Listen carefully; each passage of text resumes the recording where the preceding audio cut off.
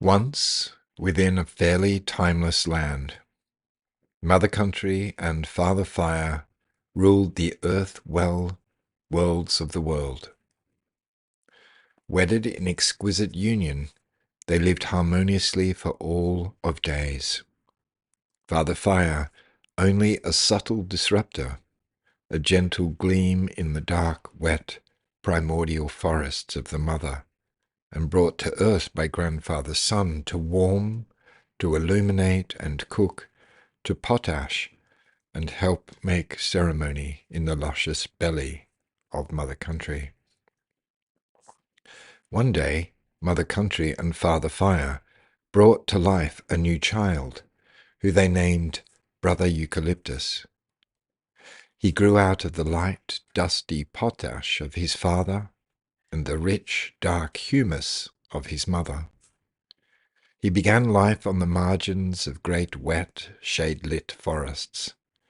Born a needy, troubled soul, he soon began fighting with his siblings, especially Sister Southern Beach, who ranged across her mother with great presence. He felt unseen by his accomplished sister, and would often be found moping about on the rare scablands of his mother. His siblings on the whole found him crass and quite acidic, and they increasingly turned their backs on him. And from this grave wound of rejection, he developed poison in his roots that he began to use on his brothers and sisters, releasing it whenever they came close. At first this didn't matter too much. His territories were small compared with Sister Southern Beach. So initially, no one really noticed, but gradually Brother Eucalyptus took more and more of his mother's nutrients and life force and land for himself, and everywhere he grew, the ground dried and hardened. He discovered that his inflaming disposition was conducive to making wildfire, and so he conspired to steal firecraft from his father, so that he could both poison and burn his overbearing sister and populate himself in her ruins. One brother, however, he could not poison or burn very well. Brother Blackwood, an inspired peacemaker, learned how to play companion to his greedy brother.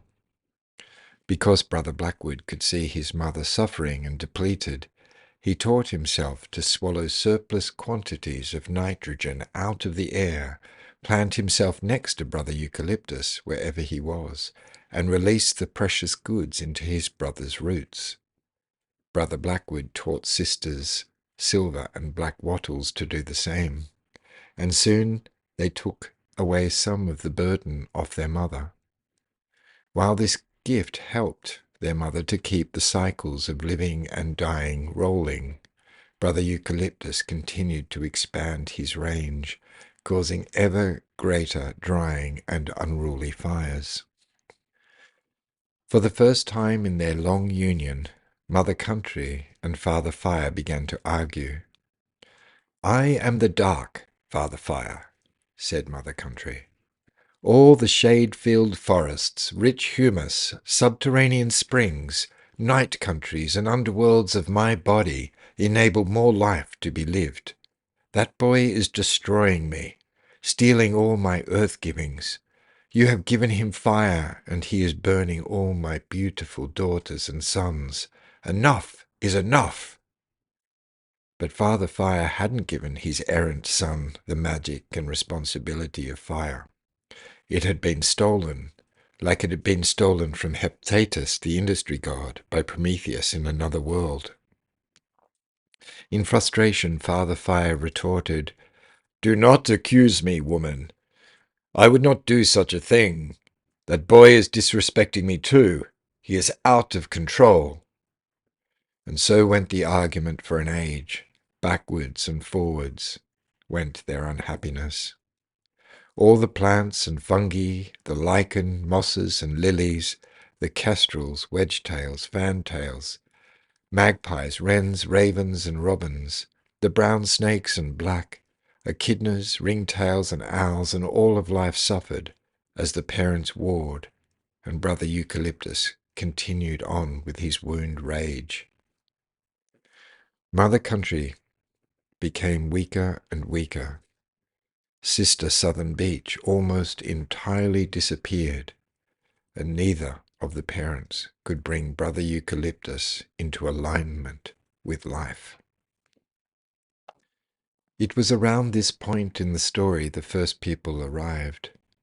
Gradually they learned to live within some of the world's most depleted soils, and they thrived along the coasts due to the abundance of Grandmother Gaia's many saltwater countries. After some time of listening, languaging, and making ceremony, the first people began to better understand the familial feud between the Great Mother and Father and their narcissist son. So everywhere they lived, the first people dreamed with Mother Country and Father Fire, and co-created rituals for deep listening and subsistence lifeways to live well with the communities of life so as to heal the rift between dark and light, heat and damp, the sacred feminine and sacred masculine, and in doing so bringing the parents of the land back into relationship. And through this three-way alliance, they developed the wisdom of Fire Country land stewardship, which had the result of arresting the main harms of Brother Eucalyptus. The way the first people harnessed, respected, and applied Father Fire to Mother Country, understanding each region of her in relation to fuel loads, air currents, and zephyrs, ground moisture, and the propensity for potash to grow more woody life, deepened over time, and depending on where it was applied, the first people modified their practice, which brought abundance back into the belly of Mother Country. There was to be no significant return of Sister Southern Beach, and old Uncle Holly and Auntie Ivy had long since gone. But despite the morbid depletion of Mother Country, the communities of life that make life worth living began to live again, and people and plants, birds, snakes and pollinators, reptiles and marsupials developed new ways to live a good life among the scant humus and acidic soils. Sure, there were usual human skirmishes between first peoples, between different tribes and clans, men and women, but the unhappy colonial story of Brother Eucalyptus now guided all comers. He operated as a precautionary tale across the land. No one wanted to go back to the suffering when such total recklessness and selfishness reigned. So, for many millennia, a tapestry of cultures and customs, languages and ceremonies were traded with life, with one another, and first people developed sophisticated laws pertaining to the laws of the mother and father, and a deep and abiding peace spread out across this first great era of energy descent. Even Brother Eucalyptus found some peace. It did not stop his overtaking, burning and poisoning ways, but he felt more himself in the bosom of life, rather than the sole destroyer of it. Then, 500,000 new moons later, upon the now spongy and rain-absorbing perennial bread grasslands of the mother, like a wicked spell unleashed to once again test life, wretched and trammelled first peoples from northern lands began to arrive. The first people here came to refer to these malnourished and decultured folk as second peoples, because they could see they'd lost connection with their great mother and father, and therefore with the dark and the light in dynamic union. Tragically, the second people didn't realize how fallen from this grace they had become. They believed they carried the light better than anyone, and they swore against the dark, were frightened by it, wanted to kill it off in any way they could. Their transported ideologies feared dark consciousness, feared the secreted mysteries of the divine feminine.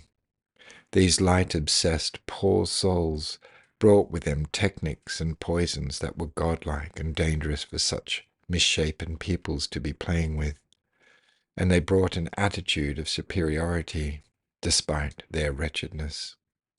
Much like in the early years of Brother Eucalyptus, they set out to dominate Mother Country, rob from her, and deplatform the ceremonial illuminations of Father Fire and the rich, mother-bonded cultures of the first people. Instead of opening with curiosity to the wisdoms of the earthly parents, they brought only one sky god with them, who seemed to diminish the great mother and her daughters. The second peoples had received their unilateral story delivered by the messenger, War Brother Wheat, who had first come into presence when there were many gods and goddesses in the north who tended life. His effect eventually led to the stripping of animist cosmologies and to the development of horse-mobile armies of scale.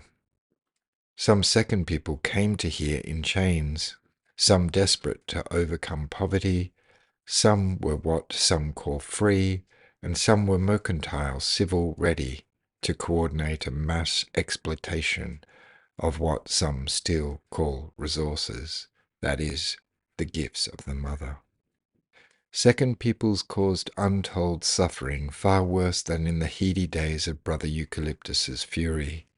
For 200 years, most second people found it hard to listen to Mother Country and Father Fire. They didn't even consider it. Though some found them a novelty, they also didn't listen to first people, and either didn't look or joined in when first people were persecuted, debased, and massacred. However, slowly and quietly, Mother Country seeped her wisdom into the second peoples who lived in her, the farmers and hunters, the gardeners and gleaners, the swimmers of her dark, snaky waterholes, and the underworlders of her caves, remnant forests, and bones.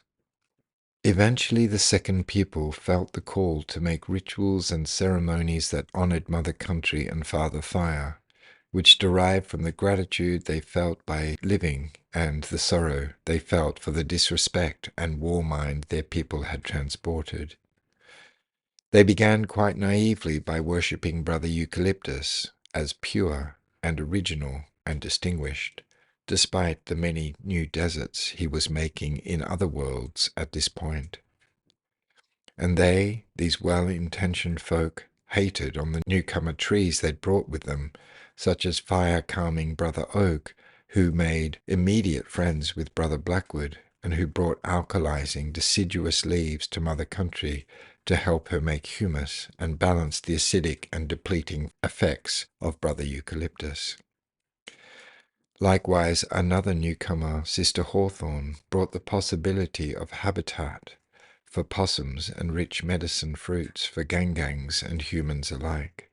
Sister Willow was another brought to Mother Country, and who in their civil-centric guilt began to bulldoze and poison with impunity, as though they could cleanse the creeks and rivers of their forebears' sins. This was before second people realized the importance of Sister Willow as a nurse tree, trying to restore gold and livestock-ravaged waterways, and before remembering her gift as a basket tree when they began to walk back plastic bags. As second people started to turn away from Roundup-ready War Brother wheat and the other monocultures of the mind they'd transported, they began to walk with renewal and humility in their steps, alongside their first people friends and kin. One such ceremony they came together to perform was the winter solstice, the divine honoring of the feminine dark at Mother Country's longest hour. At this ceremony, they reflected upon the majesty of Mother Country, her givings, her wisdoms, her riches, and her grace. On the occasion of the winter solstice, they, the people of the land, alongside brothers Eucalyptus, Oak, Pine, and Blackwood, and sisters Cherry Balat, Sweet Bassaria, New Holly, and Hawthorn, came together to sing, share story, behold the longest night, and feast on the fruits and meats of Mother Country, while warmed and illuminated by the old glorious sunlight of Father Fire. For this is a time for reculturing harmony and love between feminine and masculine, dark and light, both within ourselves and across the bodies and psyches of our kinship other. It is a time to make humus, make rituals of gratitude and return, and to honor Mother Country for all her gifts, and for teaching us how to heal from the wounds of war and live and love alongside her within the many underworlding possibilities of her dark.